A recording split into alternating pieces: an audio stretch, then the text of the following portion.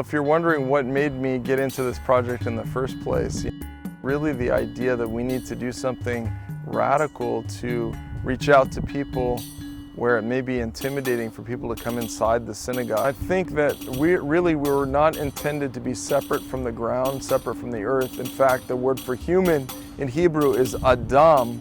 The word for ground is Adamah. It's the same root, it's the same idea. We're earthlings, that's who we are. We're meant to till the land. When we were Israelites in the Bible, we were farmers, we were shepherds, and we wanted to duplicate that feeling for our members. Midbar is Hebrew for the desert, and we are a desert community in Tucson.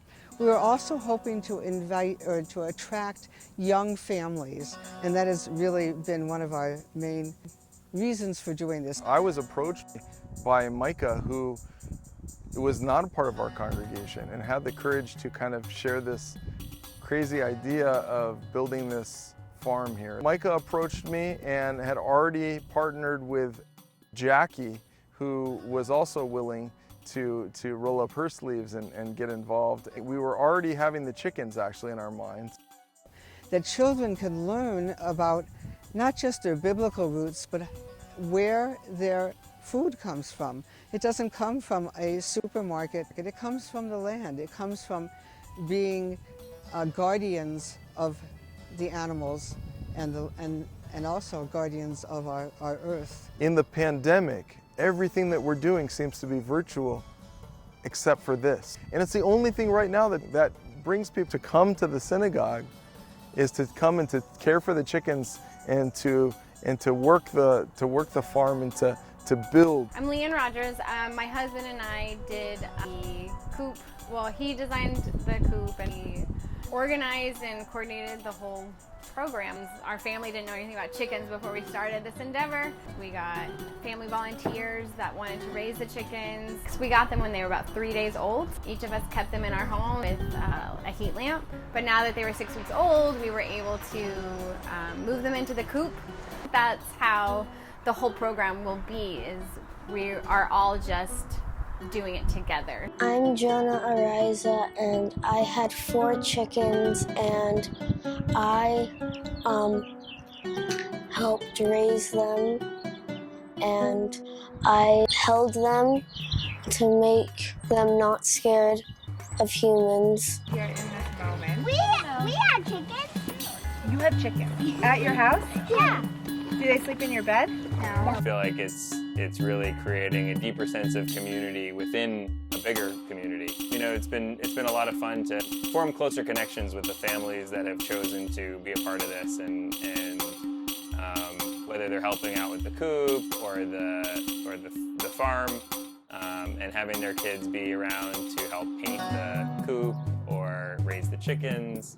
We started by building the chicken coop. We had Sundays where people came out and helped us build the chicken coop. Then in the morning, the door rises automatically because the solar, the light makes it rise out into the run.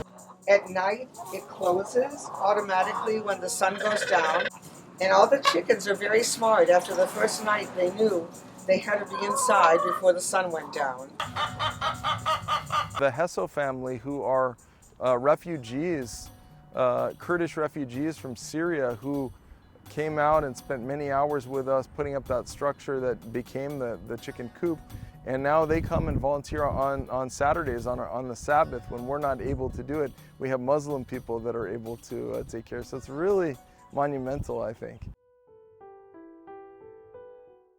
I guess we expected the weather to be a problem, because those of us who've lived through the summer here, we know how difficult it is to get work done in the summertime. We've had different people come and go on their ways, so that has been unexpected, but that's kind of the way of how things are. So we did have some problems with our garden. We planted potatoes and dill and a bunch of other plants, and they were doing quite well.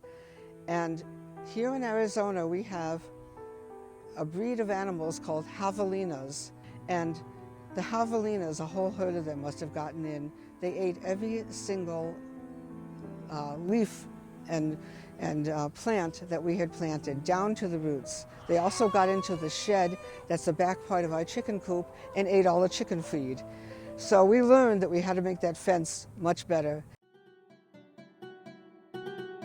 We have all kinds of plans. Right now, we're focused pretty much on our chickens, and they are doing fantastic. I can't tell you how much fun it is to go and feed the chickens and water them. Last week when I came here to water them and feed them on a Friday morning, there were 17 eggs. The eggs are green and brown and tan. They're all different colors. Some are speckled. And we're going to be part of a Jewish farming group that's all over the country, and we're very excited about that. I just want to say that it's been such a blessing for me to have the trust of the leadership, the lay leadership of this congregation, to have the foresight that we want to be open to ideas and to be ready to run with them and to watch them unfold and to watch people get involved and become reliant on each other, dependent on each other in a good way. The talking that goes on along the way and the socializing and the support and the friendships that are built their way in. We're not doing this only to feed the critters,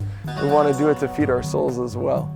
I really love the fact that there's so many people in our congregation that love this project and have glommed onto it and so excited that we're doing this. It's something that brings them to the synagogue that's not just prayer, it's something they can do that's pure fun for their families and educational as well.